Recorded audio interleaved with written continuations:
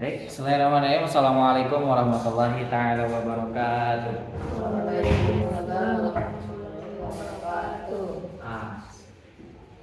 Oke anak-anak, kita bertemu lagi dalam pelajaran Al-Quran dan Hadis. Nah, dengan tema beriman kepada kitab Allah, kitab-kitab Allah. Selanjutnya, definisi apa sih itu beriman? Iman kepada kitab Allah Subhanahu wa taala yaitu dengan meyakini sepenuh hati bahwa Allah Subhanahu wa taala telah menurunkan kitab-kitab kepada nabi atau rasul yang berisi wahyu untuk disampaikan kepada seluruh umat manusia.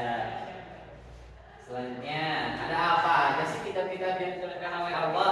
Yang pertama, ada kitab Taurat diturunkan kepada Nabi siapa?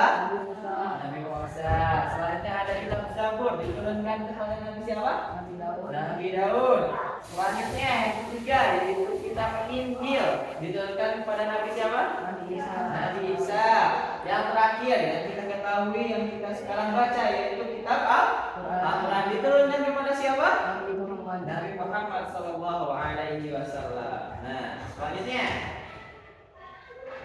bagaimana sih cara beriman kepada kitab-kitab sebelum Al-Quran, yaitu Zabur, Taurat, dan Injil? Yaitu pertama, meyakini bahwa kitab-kitab itu, yaitu Zabur, Taurat, Injil adalah benar-benar wahyu Allah, bukan buatan para rasul. Selanjutnya, meyakini bahwa isi kitab-kitab itu benar. Tidak kita meyakini bahwa isi dari kitab dan kalam Allah itu benar, maka kita telah beriman kepada kitab sebelum Al-Quran. Yang kedua, cara beriman kepada Al-Quran. Selanjutnya yang pertama, meyakini bahwa Al-Quran itu benar. Al-Quran itu benar-benar wahyu yang Allah turunkan kepada Nabi Muhammad SAW dan bukan kalangan Nabi Muhammad. Selanjutnya, meyakini bahwa isi Al-Quran itu benar dan tidak ada keraguan sedikitpun.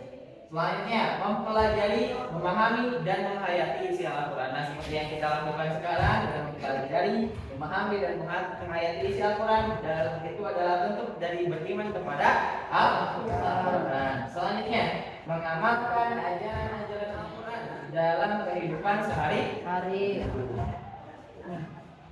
Kita akan mengenal lebih dekat apa itu Al-Quran. Nah, kita akan mengenal lebih dalam tentang apa itu Al-Quran. Sebelumnya, kita masuk dulu. Nah, saya ingin bertanya, ada yang tahu apa itu Al-Quran? Ada saya. Boleh berarti silahkan. Kitab yang diturunkan kepada Nabi Muhammad SAW dan sebagai pedoman hidup. Mantap, bagus. Al-Quran itu,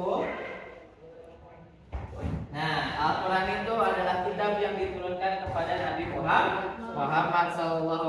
Nabi Muhammad Nabi terakhir sebagai petunjuk hidup umatnya, berbeda dengan kitab-kitab sebelumnya yang hanya terbatas untuk satu kaum. Misalkan Zabur tadi diturunkan kepada siapa?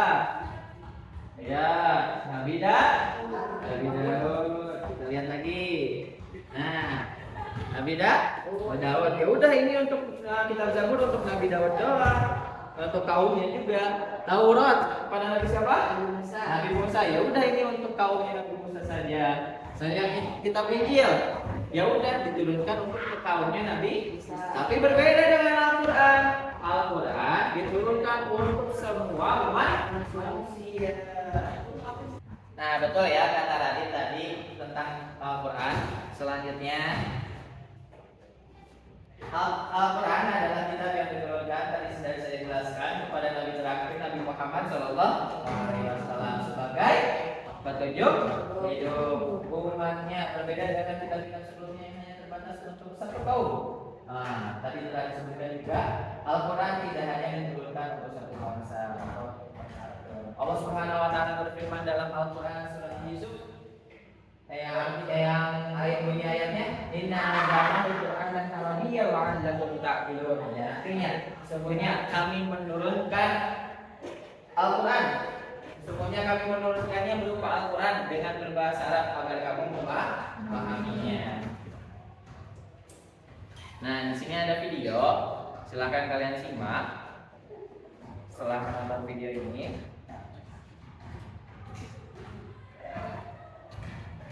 Nah, di sini ada video. Kita akan simak bareng-bareng. Di sini ada video.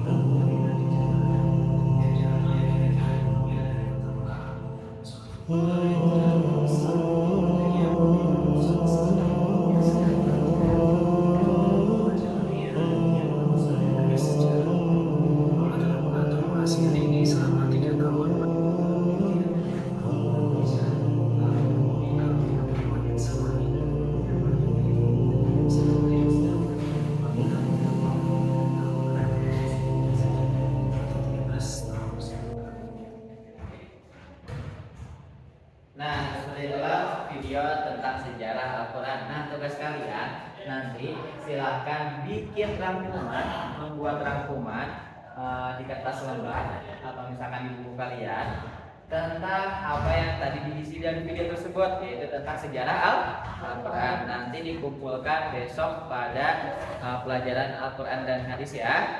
Siap? Sekian materi pelajaran hari ini. Silakan untuk mengerjakan, jangan lupa PR-nya, dan sampai jumpa di pertemuan yang akan datang. Assalamualaikum warahmatullahi taala wabarakatuh.